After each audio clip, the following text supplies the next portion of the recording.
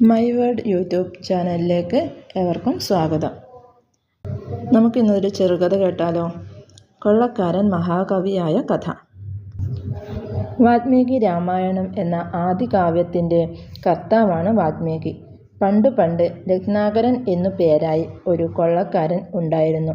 മോഷണം, പിടിച്ചുപറി തുടങ്ങി എല്ലാവിധ ദുഷ്പ്രവൃത്തികളും ചെയ്താണ് അയാൾ പണം സമ്പാദിച്ചതും കുടുംബത്തെ പുലർത്തി വന്നതും. ഒരിക്കൽ വനത്തിൽ കൂടി സഞ്ചരിക്കുന്ന രത്നാകരൻ സപ്തഋഷികൾ എന്ന അറിയപ്പെടുന്ന 7 ഋഷികളുടെ സംഘത്തെ കാണുകയുണ്ടായി. അവരെ അയാൾ കയ്യേറ്റം ചെയ്യാനൊരുങ്ങി. ഋഷിമാർ തടഞ്ഞുകൊണ്ട് ചോദിച്ചു, "നീ എന്തിനാണ് ഈ പാപകർമ്മങ്ങൾ ചെയ്യുന്നത്? നീ ചെയ്യുന്ന പാപങ്ങളുടെ ഫലം നിന്റെ കുടുംബാംഗങ്ങൾ കൂടി പങ്കിട്ടനുഭവിക്കുമോ? അതോ അതിൻ്റെ ഫലമെല്ലാം അനുഭവിക്കാൻ നീ ഒരുക്കമാണോ?" മറുപടിയില്ലാതെ രത്നാകരൻ നിന്നു. "നീ വീട്ടിൽ പോയി നിന്റെ ഭാര്യയോട് ചോദിച്ചിട്ട് വരൂ" എന്ന് പറഞ്ഞ് ഋഷിമാർ രത്നാകരനെ യാത്രയാക്കി. അവർ അവിടെ തന്നെ നിൽക്കാമെന്ന് ഉറപ്പുകൊടുത്തു. രത്നാകരൻ വീട്ടിൽ ചെന്ന് ഭാര്യയെ വിളിച്ചിറക്കി ഋഷിമാർ ചോദിച്ച ചോദ്യങ്ങൾ ആവർത്തിച്ച് എന്ത് ഉത്തരം പറയണമെന്ന് തിരക്കി.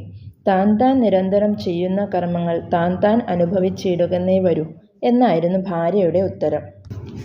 എന്നു പറഞ്ഞാൽ രത്നാകരൻ ചെയ്യുന്ന പാപകർമ്മങ്ങളുടെ ദോഷഫലം അയാൾക്ക് മാത്രമുള്ളതാണെന്നും അത് പങ്കിട്ടനുഭവിക്കാൻ തങ്ങൾക്കൊക്കില്ല എന്നുമായിരുന്നു ഭാര്യ പറഞ്ഞതിൻ്റെ അർത്ഥം. രത്നാകരൻ വേഗം വനത്തിലെത്തി ഋഷിമാരെ കണ്ടു നമസ്കരിച്ചു. ഭാര്യയുടെ മറുപടി അയാൾ അതുപോലെ പറഞ്ഞു.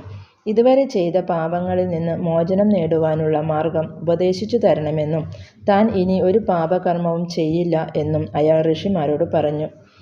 തങ്ങൾ തിരിച്ചു വരുന്നത് വരെ ഇവിടെ ഇരുന്ന് രാമനാമം ജപിക്കണം, നിനക്കു പാപമോചനം ഉണ്ടാകും എന്ന് അനുഗ്രഹിച്ച് ഋഷിമാർ യാത്രയായി. രത്നാകരൻ എത്ര ശ്രമിച്ചിട്ടും രാമ രാമ എന്ന് ഉച്ചരിക്കാനാവുന്നില്ല. അയാൾ മരാ മരാ എന്ന് ജപിക്കാൻ തുടങ്ങി. കുറച്ചു ദിവസം ചൊല്ലിക്കഴിഞ്ഞപ്പോൾ മരാമരാമരാമരാമ എന്ന് രാമരാമ പോലെ തന്നെയായി. അയാൾ ഇരുന്ന് ജപിച്ചിടത്ത് ഒരു മണൽപ്പുറ്റ് വളർന്ന് രത്നാകരനെ മൂടി. കുറേ നാൾ കഴിഞ്ഞ് ഋഷിമാർ അവിടെ എത്തി. മണൽപ്പുറ്റിൽ അകപ്പെട്ടിരിക്കുന്ന രത്നാകരനെ വാൽമീകി എന്നു പേര് ചൊല്ലി ഋഷിമാർ വിളിച്ചു. അയാൾ അത്യാഹ്ലാദത്തോടെ പുറ്റു പൊട്ടിച്ച് പുറത്തു വന്ന് ഋഷിമാരുടെ പാദങ്ങളിൽ നമസ്കരിച്ചു. ഋഷിമാർ വാൽമീകിയെ അനുഗ്രഹിച്ചു. വലിയ കവിയായി ലോകപ്രശസ്തനാവുക എന്ന് അരുളിയിട്ട് ഋഷിമാർ യാത്രയായി.